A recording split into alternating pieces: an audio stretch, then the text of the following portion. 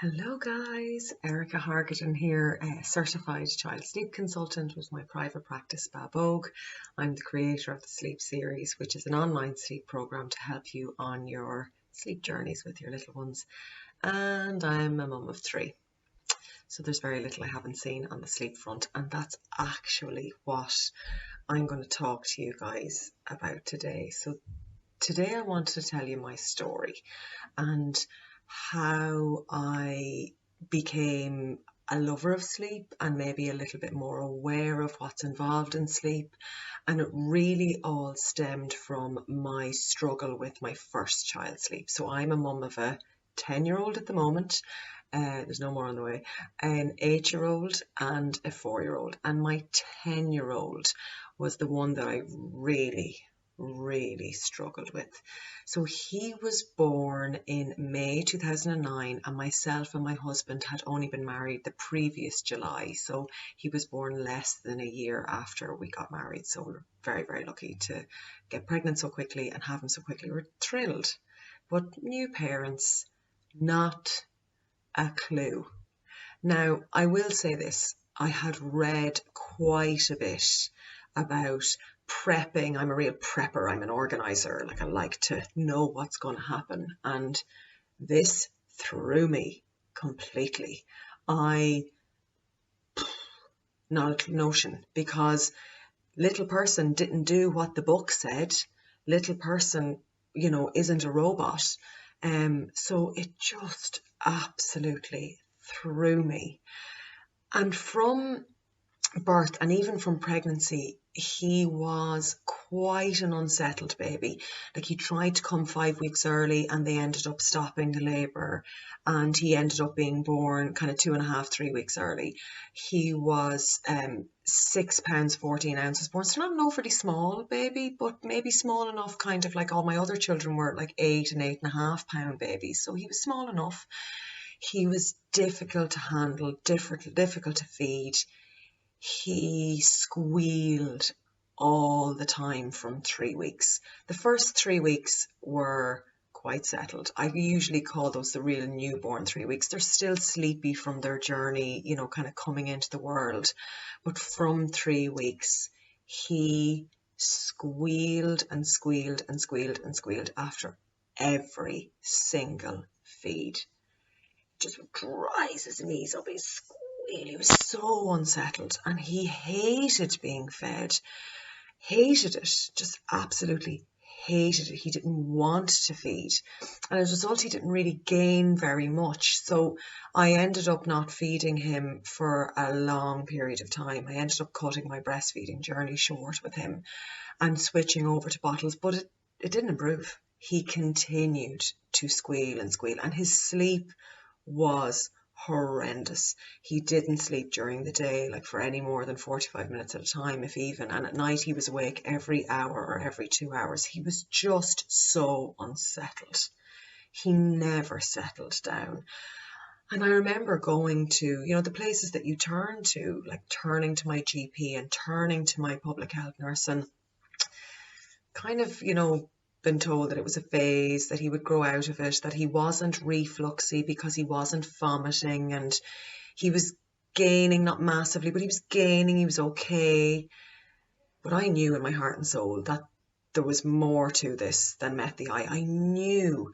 But as his sleep didn't improve, the sleep deprivation for me got worse, and it had an extremely negative effect on me. Everything in my life was just shrouded in a cloud of negativity. I couldn't see the wood from the trees. I couldn't get on top of anything. In fact, I became very insular. I didn't really want to leave the house because I could barely cope with what was happening in it. I was very tearful all the time. Like, myself and my husband were fighting all the time. Like, we were a newly married couple with a new baby, like with the world ahead of us. It just was so hard. And all my relationships with everyone, friendships, parents, my mum, my dad, it was all suffering. And I was obsessed with trying to get him to sleep, but sure, nothing I was doing was working. Nothing. And I again was turning back to my public health nurse and my GP going like, please, how do I help him to sleep better? And again, it's just a phase. And I remember distinctly being told that I wasn't coping, that this was a part of parenthood and I wasn't coping. It was the worst thing that anyone could have said to me. I think I fell into a dark abyss after that. And I kept being told I needed to take antidepressants. And I didn't. I was sleep deprived. I needed to sleep. And like this was going on. Quinn was probably about 7 or 8 months old when this came to a head. And my mother came to stay.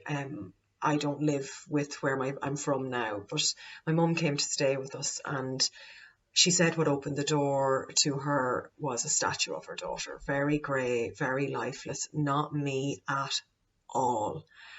And she very much, as mammies do, took over and stepped in. And she sent me to bed. And I remember I wasn't comfortable leaving him with anyone at that stage. And she sent me to bed and I slept for 12 hours. I just had to sleep. Sleep was the only thing I needed. And I got up the next morning and she said to me, Erica, there is nothing wrong with you, because there was all this chat around whether I was depressed or not. And there's nothing wrong with Quinn, only that he doesn't know how to sleep. Yes, he's refluxy, but he doesn't know how to sleep. Now, I didn't get anywhere from a reflux perspective with anyone I turned to for help, but I ended up putting him onto a specific formula and Gaviscon. Now, I'm not a medical professional, lads, so don't take any advice in regards to reflux from this video. Go to the professionals. But once I did that, he settled down enormously, hugely. So at this point, his reflux and his feeding was so much better. And my mum could see that this was the opportunity to help me. And she did.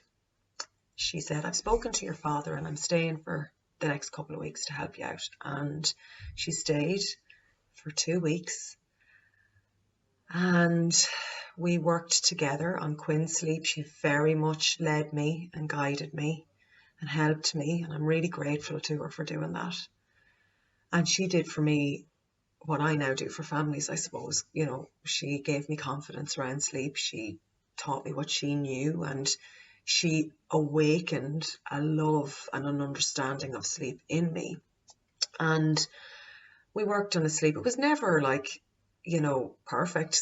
Child sleep evolves all the time, but we got him settled as we could. He's not a robot. They're not robots.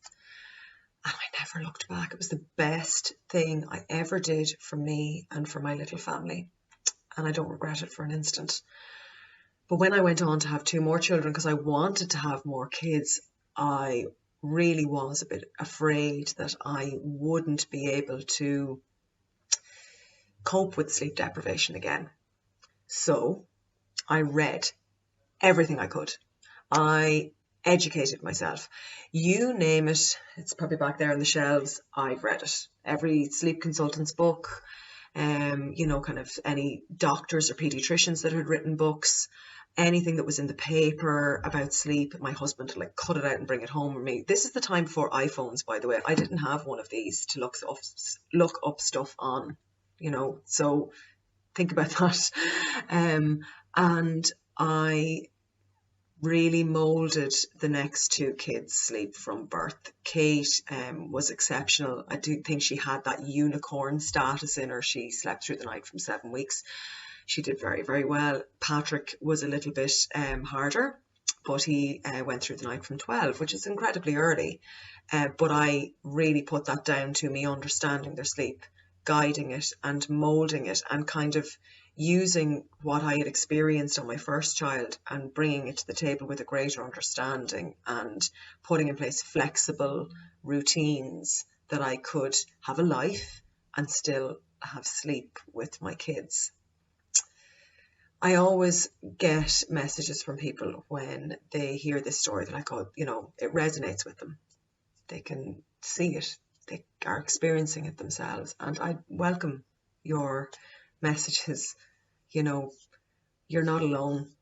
There is so many of us out there that are experiencing issues like this, you know, with our children's sleep, and everybody's reaction to it is different. Everybody's. And your reaction is your reaction, and whatever that might be, it's okay. And whatever you decide to do with your children's sleep, that's okay. All I'll say is if you decide to co-sleep, do it safely. So if you'd like to know a little bit more about me, you'll find more details on my website, babogue.com. Thanks, guys.